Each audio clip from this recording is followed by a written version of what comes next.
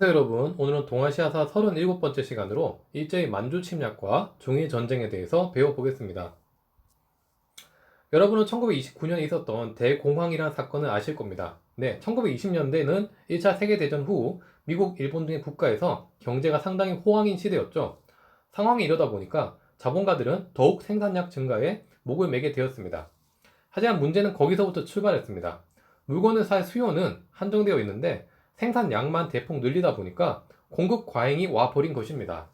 그 결과 무리하게 투자를 하며 공급량을 늘린 자본가는 망할 수밖에 없었고, 이들이 운영하는 공장이 망하다 보니까 해당 노동자들은 실직 상태가 되었고, 이는 소비 위축이라는 악순환으로 연결이 되었습니다. 당시에는 이런 경제적 위기에 대한 학습 경험이 없다 보니까 정부에서도 돈을 더 풀기보다 긴축 정책으로 인해서 전 세계 경제 상황은 더욱 악화되었습니다. 그나마 미국, 프랑스, 영국 등은 상황이 나았습니다. 이들은 풍부한 식민지나 주변국들을 묶어서 달러 블록, 파운드 블록 등 블록 경제로 대응했습니다. 하지만 당시 일본은 타이완, 조선 등의 국가만 식민지로 둔 상태였기 때문에 이런 경제 대공황에 대해서 큰 어려움을 겪게 되었습니다. 상황이 이러다 보니까 일본 내에서는 식민지를 추가 확보해서 경제 위기를 타파해야 한다는 주장이 힘을 얻게 되었고, 일본 정부 내 군부의 입김이 강해지고 있었습니다. 한편 당시 중국에서는 장제스의 북벌이 완성되어서 그동안 분열된 중국을 이용해 만주 내에서 경제적 이권을 차지하고 있었던 일본 정부의 불안감은 커져갔습니다. 이에 일본은 1931년 중국 봉천 지역에 유타오 철로를 폭파하고 이를 중국군의 소행으로 돌리는 만주 사변을 일으켜서 만주를 침략합니다. 당시 일본은 우월한 군사력을 앞세워서 4개월 만에 만주 대부분을 차지하고 1932년 청나라 마지막 황제 푸이를 황제로 내세워서 만주국을 세우게 됩니다.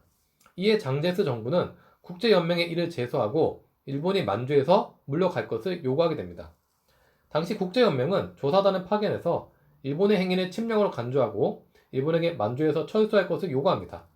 이에 일본은 국제연맹의 요구를 무시하고 국제연맹을 탈퇴하게 되는데, 이는 10년 동안 이어져 오던 워싱턴 체제가 무너지고 일본의 중국 침략이 본격화됨을 의미하는 것이었습니다. 한편 당시 장제스 정부는 일본의 침략에 정면 대응하기보다는 일본 정부와의 타협과 협상을 우선시하는 소극적 정책으로 임했는데, 당시 장제스는 일본의 침략보다 중국 공산당 소멸이 더 우선 과제라고 생각했기 때문입니다. 이러한 국민당의 계속된 공세에 모택동을 필두로 한 공산당은 자신들의 본거지를 버리고 중국 연안 지역까지 피난하는 대장정에 오르기도 합니다. 당시의 대장정이 얼마나 힘들었냐면, 처음 출발할 때 공산당원들이 10만 명이었는데 연안에 도착하니까 남은 숫자는 수천 명에 불과했다고 합니다. 하지만 공산당은 갖은 어려움에도 계속해서 생명력을 유지해 갔습니다. 장제스의 타협 정책에도 불구하고 일본의 중국 침략은 점점 가속화되고 있었습니다. 이제 일본은 중국 화북 지역까지 욕심내고 국민당 정부를 압박하고 있었습니다. 당시 북경 군벌 출신의 장학량은 이런 상황을 예사로 여기지 않았습니다.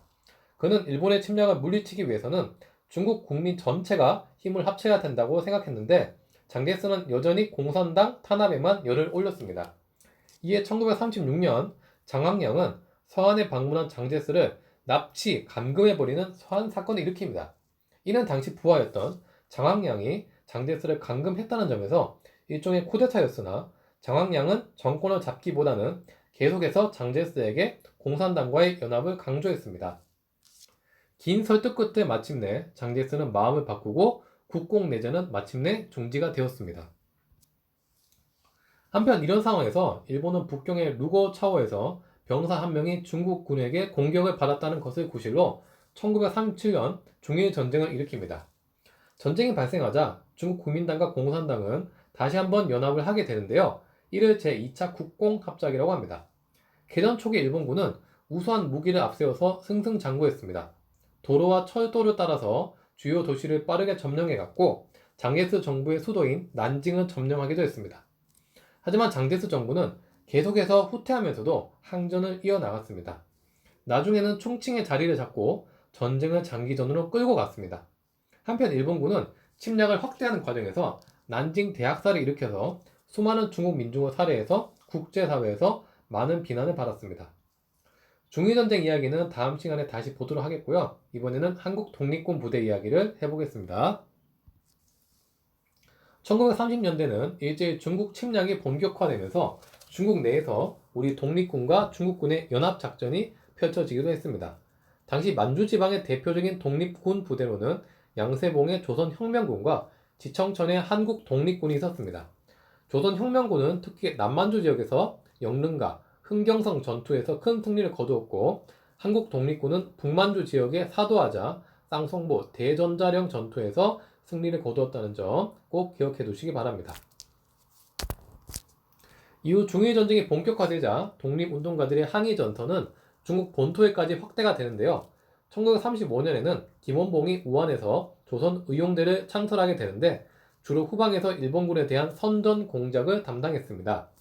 이에 조선 의용대 내에서 일본군과의 적극적 투쟁을 강조하는 쪽은 중국 화북 지방으로 이동해서 활동하며 중국 조선 의용군으로 결성되었고, 김원봉을 비롯한 남은 의용대는 한국 광복군에 편입되어서 활동하게 되었습니다. 네, 오늘 이렇게 일제의 중국 침략과 그에 대한 2차 국공합작의 모습, 한국 독립군의 활동 등에 대해서 살펴봤는데요. 오늘 공부한 내용 중에서 만주사변의 과정과 만주국 수립 과정, 2차 국공합작 배경과 중일전쟁의 과정에 대해서 좀 더 자세히 알아두시면 좋을 것 같습니다. 다음 시간에 뵙도록 하겠습니다. 여러분 모두 수고 많았습니다.